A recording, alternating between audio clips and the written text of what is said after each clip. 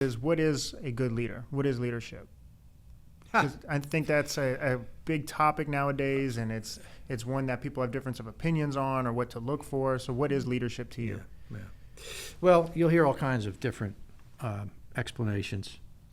And that's why leadership books and self-help books, those are among the top-selling books in the United States every year. Mm-hmm. And everyone seems to think they've discovered the secret to leading people, leading teams, that has eluded mankind since Christ was a corporal, as we said. Okay? There are no secrets to that. There are real principles. But to answer your first question on what is leadership, a lot of definitions out there, but as far as I'm concerned, this is it. It is the art of motivating a team in concerted action to accomplish a common objective. Period.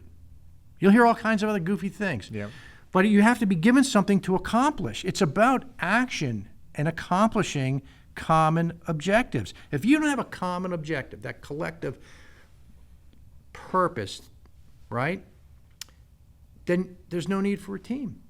And if there's no need for a team, there's no need for a leader, right?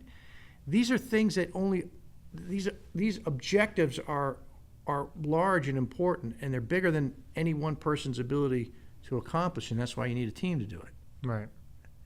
And so that's leadership. But the art of motivating a team in concerted action to accomplish a common objective. Maybe there's a little science in it, and some people will define it as a science. If so, then I would tell you that there's nothing unknown about it. There's nothing intangible about it.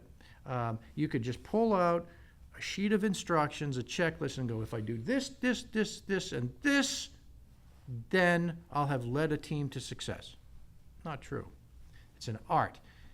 It's like, I'm sure somebody could teach me how to play a violin. I'm sure I could study it. I could understand the science of it, the mechanics of it. I'm sure some dedicated person,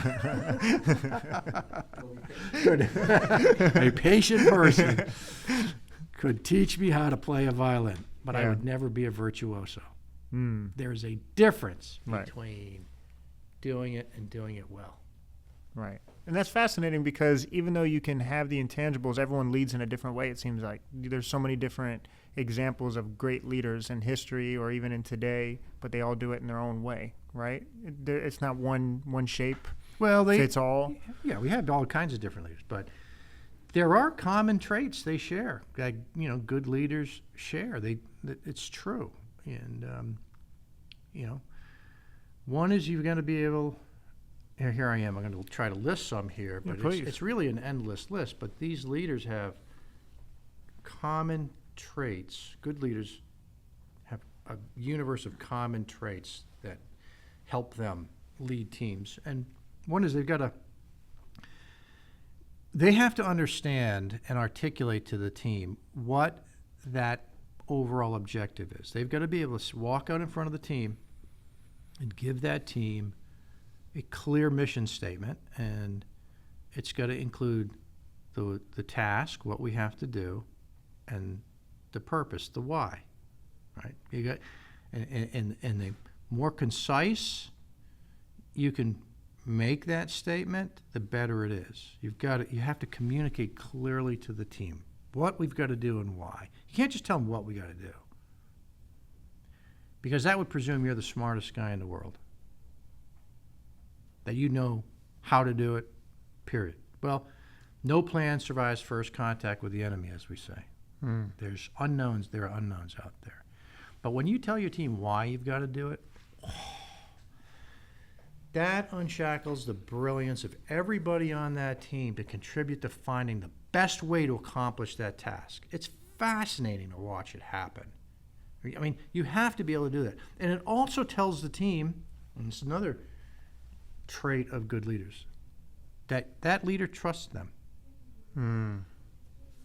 He trusts them because he's going to have to assign responsibility to them, right, and then delegate to them the authority to do what's necessary to accomplish that responsibility. He's got to trust them, So you've got to have that. And You know, you got to care for them. They're your most important asset.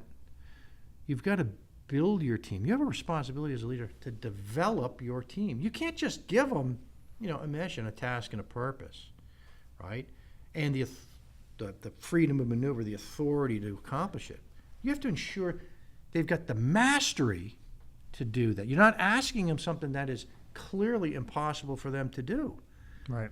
And it's on you to decide up front, what are the things I need to do to resource them for success? How do I develop them for success? Do I need to send them to specific schools to get certain skills? Or do they, are they physically fit enough? And you have a responsibility to develop them. And you also have to have the honesty to them and to your mission to tell them when they're not meeting those standards. Right. And then you got to make a decision. You got to be honest about it. But you've got to also be honest enough to tell them in advance, to say, look, here's where you're not performing to the standards we've set. Here's what I think you need to do to get better. Mm-hmm. And, and here's the time within which you need to do it. You got to revisit that. You have to have your own discipline to revisit that. If you're serious about accomplishing missions, you got to be serious about this part too. Same thing holds true for you. If that team is not accomplishing its objective, its mission, the first order of business is to look in the mirror. Accountability. Did I not provide sufficient guidance to the team? Was I unclear? Okay. Did I confuse them? Did I not resource them for success? Did I not give to them what they need in order to execute this mission to success, right? Did I not even tell them what success looks like? How the heck do you know when you've succeeded if no one's told you what that looks like? Mm. And, right. Yeah. That's an interesting point.